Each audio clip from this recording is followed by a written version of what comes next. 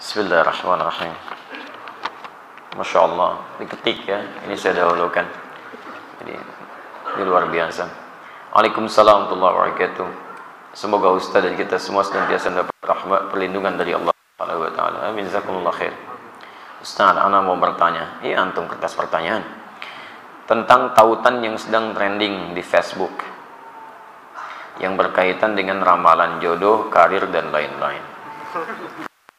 Share bagi para pengguna sosmed yang bersifat lelucon atau hiburan semata. Apakah itu termasuk dalam perbuatan syirik? Semua jenis ramalan itu masuk dalam kategori syirik. Nggak boleh, dilarang. Ingat ya, semua ramalan-ramalan itu tidak diperkenankan. Bahkan di masa Nabi sangat dikecam. Banyak ayat turun, bahkan hadis-hadis keluar dengan keras dalam persoalan ini. Kalau Anda mau meramal sekarang, Anda terlambat. Zaman jahiliyah sudah banyak yang ramalan. Jadi kalau Anda misalnya pengen meramal, maka Anda berlomba dengan orang jahiliyah. Dan Anda kalah cepat. Dulu metodenya banyak. Ada yang pakai burung. Burung dilepas, namanya tatayur. Diramal keadaan.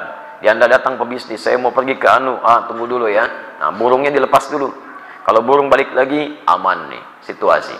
Kalau burung nggak balik lagi, nggak aman situasi. Jangankan Anda, burung aja nggak balik lagi katanya. Nah, itu tatayur namanya. Baik ya.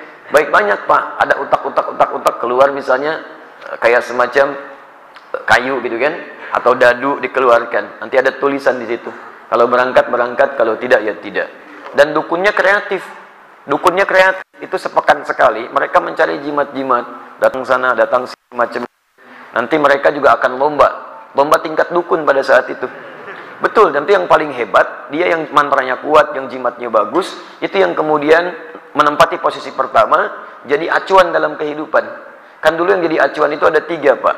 Yang pertama kahin atau sahir, dukun atau tukang santet. Ya, dulu itu.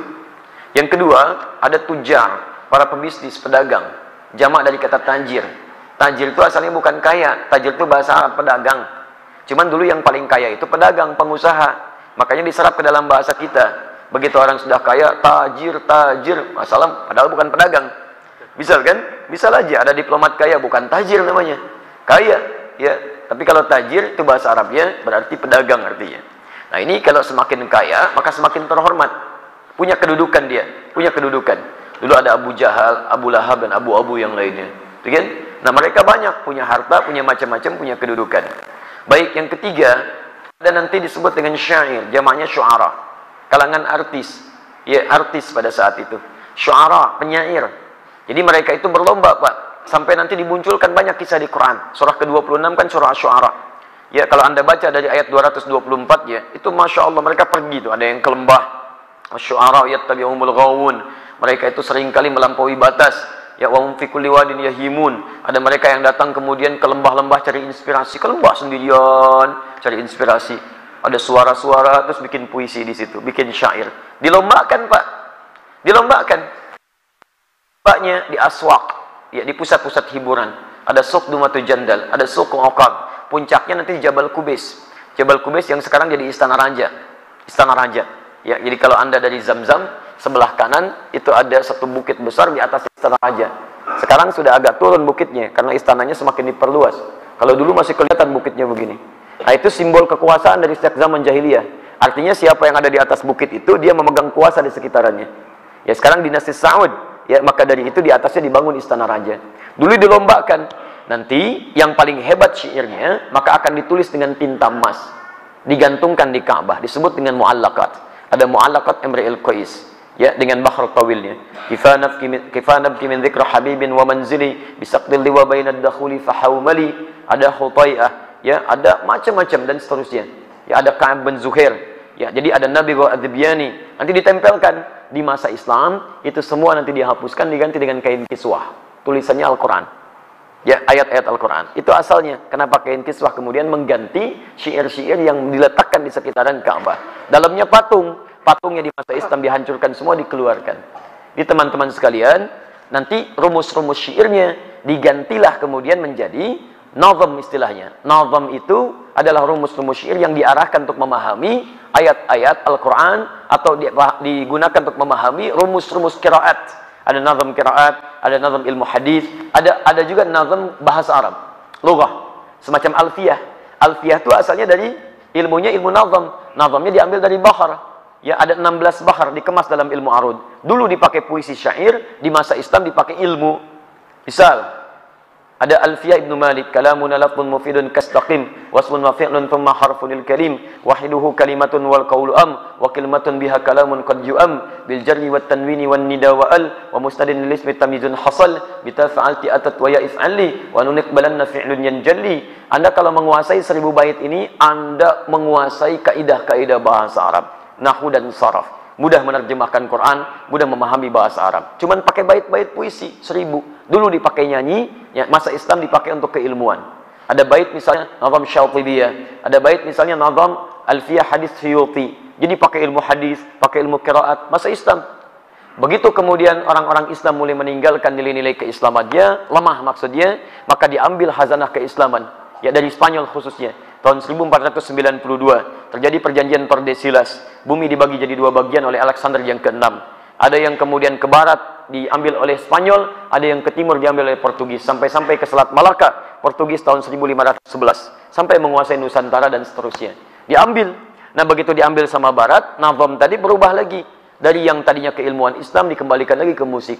Muncullah rumusan-rumusan CDF GABC, GABC DFIS G, DFIS G ABCIS D, ABCIS D FIS A, FIS G ABCIS bis E, BCIS bis F FIS G AIS B, FIS AIS B CIS AIS FIS, FIS AIS bis AIS bis CIS.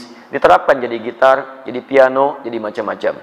Tuh lihat, bagaimana ketika Islam mendapatkan rumusan keislaman jadi ibadah bentuknya, ketika ditinggalkan kembali lagi ke awalnya.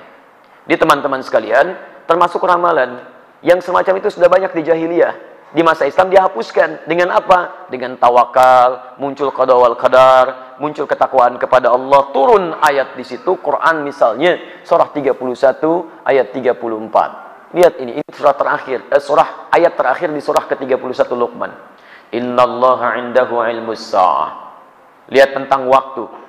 Ramalan tertinggi tentang kiamat. Sudah banyak orang meramal. Ini yang puncak tertinggi aja.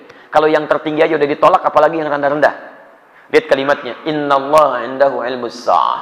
Sungguh hanya Allah yang tahu kapan terjadi kiamat. Kiamat itu di Quran banyak kalimatnya. Malik yaumiddin, kiamat. Yaumul akhir, kiamat. Wabil akhirati hum yuqinun, kiamat. Yaumul qiyamah, Quran surah 75. La uqsimu biyaumil qiyamah. Tapi kenapa di sini menggunakan sa'ah? Sa'ah itu menunjuk pada waktu. Sekarang diartikan jam. Jam itu ada menitnya, ada detiknya. Lihat penegasan Allah. Sampai ke menitnya dan detiknya hanya Allah yang tahu kapan kejadiannya. Kalau ramalan-ramalan puncak tertinggi tentang kiamat saja cuman Allah yang tahu, apalagi yang kecil-kecil. Ya, dulu pernah ada yang nekat, saya pernah dengar di Indonesia itu. Saya posisi di Garut pada saat itu. Akan terjadi kiamat ramalan tanggal 9 bulan 9 tahun 99. Masya Allah, sebagian pasar itu ada yang sepi. Begitu nggak kejadian, diundur tahun 2012 katanya. Masya Allah. Tanggal 12 bulan 12 tahun 2012. Ternyata nggak kejadian juga. Saya nggak tahu sampai kapan diundur lagi. Ya, teman-teman sekalian, jadi hal-hal yang semacam ramalan, baik itu sifatnya canda dan sebagainya, tinggalkan, nggak ada manfaatnya. Sekarang bulan apa? September. September itu bintangnya Virgo. Wah, semua yang lain di bulan September maka sifatnya begini, begini, begini. Nggak juga tuh. Nggak juga. Ya, orang yang lahir di bulan September itu adalah orang yang ganteng macamnya. Nggak juga. Banyak yang di September biasa-biasa saja. Orang lahir September pasti orangnya jenius, orang pintar. Nggak juga. Banyak yang lahir di bulan itu biasa-biasa saja. Sudah tinggalkan yang seperti itu, nggak ada manfaatnya. Ya, jadi kalau Anda tidak update, tidak share, nggak akan laku situsnya. Nggak akan laku, tinggalkan dia, tinggalkan. Dan nggak usah dikomentari. Semakin dikomentari, semakin senang dia. Karena pengennya cuma diklik aja. Ya, paham ya? Jadi kalau ada yang seperti itu, komentar satu, haram, sudah. Nggak akan muncul lagi itu. Allah Ta'ala alam bissawab.